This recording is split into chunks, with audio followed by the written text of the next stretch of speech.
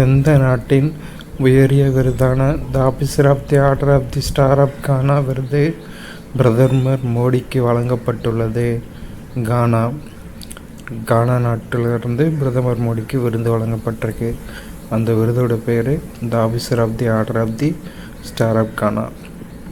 2025ஆம் ஆண்டுக்கான சாங்காய் ஒத்துழைப்பு அமைப்பின் தலைமை பொறுப்பினை எந்த நாடு வகிக்கிறது? சீனா.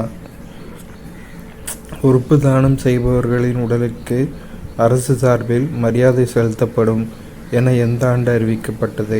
2023. பாரத ஸ்டேட் வங்கி எந்த ஆண்டு தொடங்கப்பட்டது? 1955. அண்ணா தலைமைத்துவ விருது யாருக்கு வழங்கப்படுகிறது? தலைமை ஆசிரியர். அக்னி 5 பங்கர் பஸ்டர் ஏவுகணையை எந்த நிறுவனம் உருவாக்கியுள்ளது? DRDO.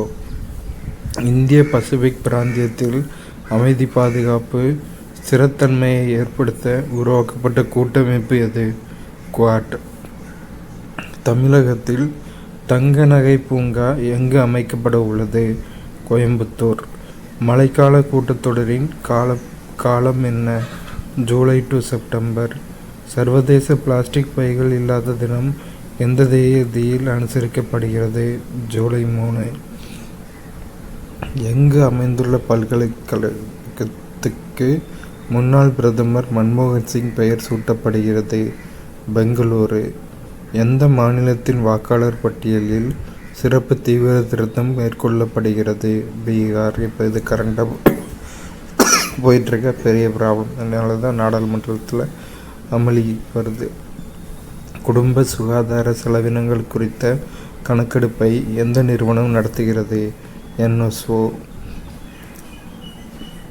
எந்த தேசிய நெடுஞ்சாலைக்குட்பட்ட பிரிவில் பரமக்குடி ராமநாதபுரம் இடையே 4 வழிச்சாலை அமைப்பதற்காக மத்திய அமைச்சரவை ஒப்புதல் அளித்துள்ளது? NH 87.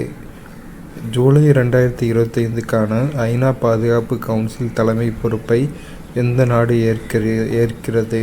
பாகிஸ்தான். இந்தியாவின் முதல் ஒருங்கிணைந்த வெள்ள முன்னறிவிப்பு தளம் எது? சீஃப்ளட். இந்தியாவில் ஆசிய கோப்பை ஹாக்கி போட்டி எங்கு நடைபெற உள்ளது? பீகார்.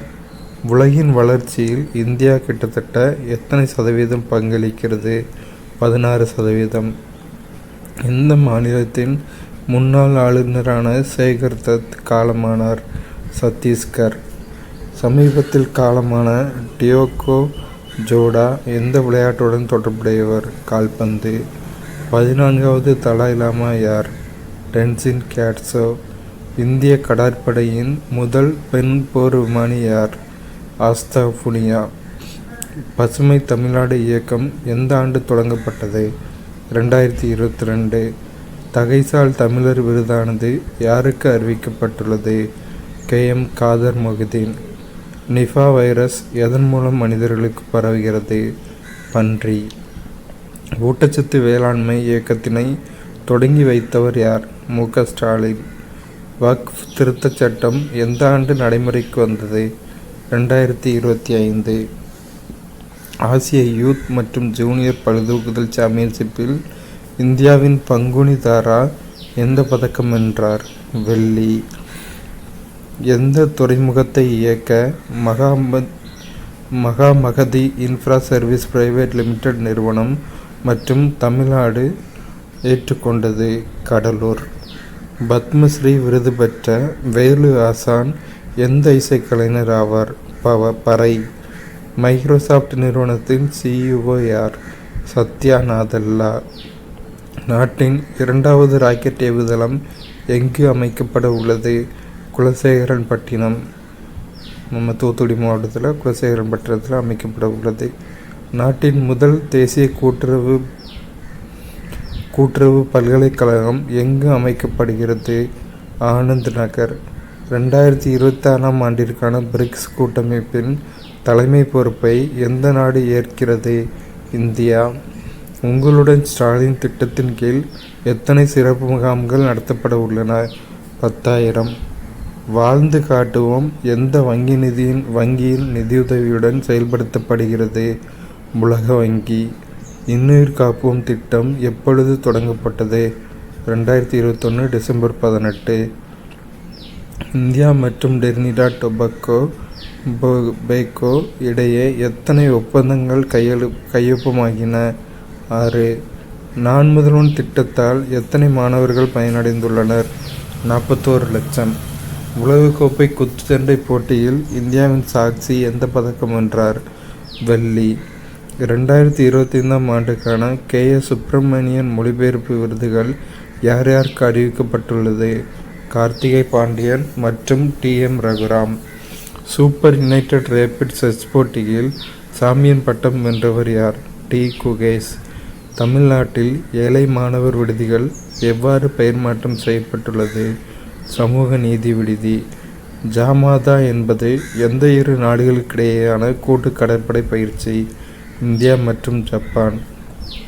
உலகளவில் வருவாய் சமத்துவத்தில் இந்தியா எத்தனையாவது இடத்தில் உள்ளது? 4வது இடம்.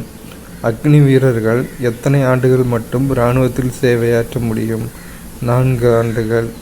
நிர்வாக எல்லை வரம்பு வரையறுக்கப்பட்டு எத்தனை மாதங்களுக்கு பிறகு மக்கள் தொகை கணக்கெடுப்பை நடத்த முடியும்? 3 மாதங்கள். சர்வதேச கிரிக்கெட் கவுன்சிலின் தலைமை செயல் அதிகாரி யார்?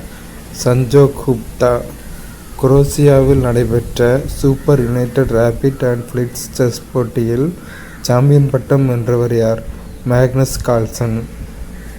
தங்கக்கோப்பை கால்பந்து போட்டியில் எந்த நாடு சாம்பியன் பட்டம் வென்றது? மெக்சிகோ. காசநோய் இறப்பை முன்கூட்டியே கணிக்கும் டிஜிட்டல் கருவியை அறிமுகப்படுத்திய முதல் மாநிலம் எது? தமிழ்நாடு.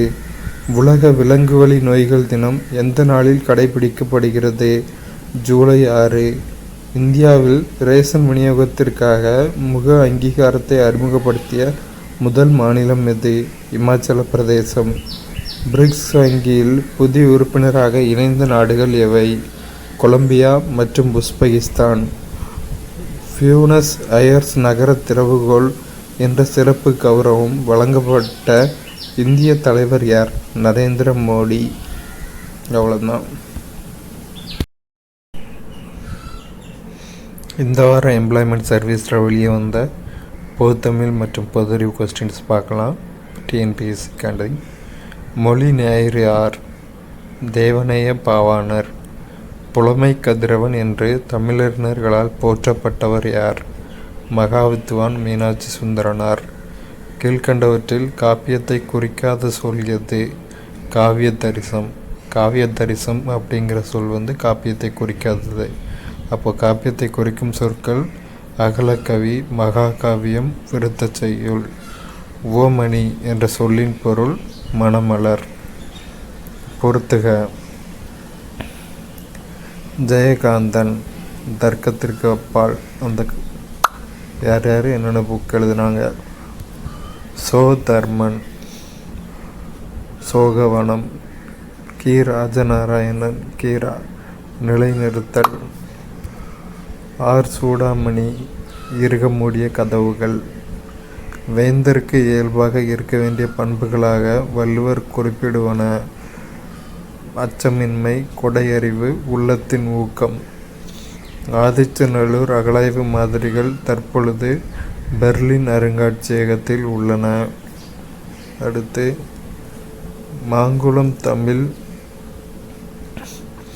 பிராமி கல்வெட்டில் குறிக்கப்பட்டிருக்கும் பெயர் நெடுஞ்செழியன்.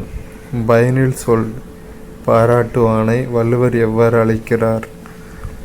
மக்கட்பதடி. திருநாவுக்கரசர் கல்வியில் கரையில்லாத என குறிப்பிட்ட நகரம் எது? காஞ்சி. கல்வியில் கரையிலா காஞ்சி.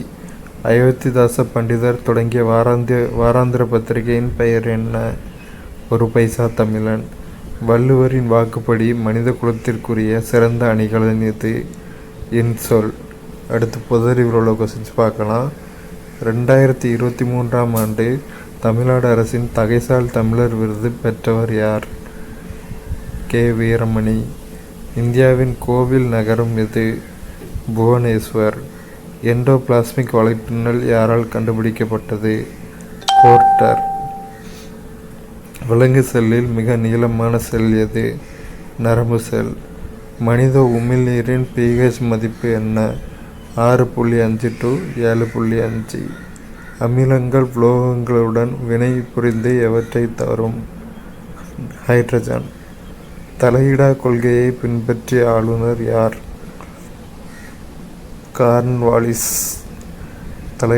கார்ன்வாலிஸ் பின்பற்றிய கொள்கை தலையிடா கொள்கை. அடுத்து, வினிகர் தயாரிக்க பயன்படும் பாக்டீரியா எது? அசட்டோபாக்டர் அசட்டி. முதல் பெண் குடியரசுத் தலைவர் யார்? பிரதிபா தேவிசிங் பட்டேல். கீழ்கண்டவற்றில் மின்னாற்றலை ஒளியாற்றலாக மாற்றுவது எது? அழைப்பு மணி மின்னாற்றலை ஒளியாற்றலாக மாற்றும். கொனேரியா ஏற்படுத்தும் பாக்டீரியா எது? நிசோரியா கொனேரியா. கூற்று காரணம் கொஸ்டின். அடுத்து, கூற்று காரணம் இரண்டும் உண்மை, ஆனால் கூற்று காரணத்திற்கான சரியான விளக்கம் அல்ல. ரெண்டும் தனித்தனியாக உண்மை, ஆனால் அதுக்கு ரிலவெண்ட் தொடர்பு இல்லை. கூற்று: சமூக பொருளாதார வளர்ச்சி கொள்கையானது வருவாய் நுகர்வு மறுபங்கீடு செய்வதை முக்கிய நோக்கமாக கொண்டிருக்க வேண்டும். சரி. காரணம்: உற்பத்தியால் மட்டுமே கணிசமான வறுமை குறைப்பு சாத்தியமாகும். அது ஏழை பிரிவு மக்களுக்கு சாதகமாக வருவாய் மறுபகிர்வு செய்ய உதவும். இதுவும் சரி, அதுவும் சரி, நான் ரெண்டுக்கும் தொடர்பு இல்லை. அவ்வளோதான்.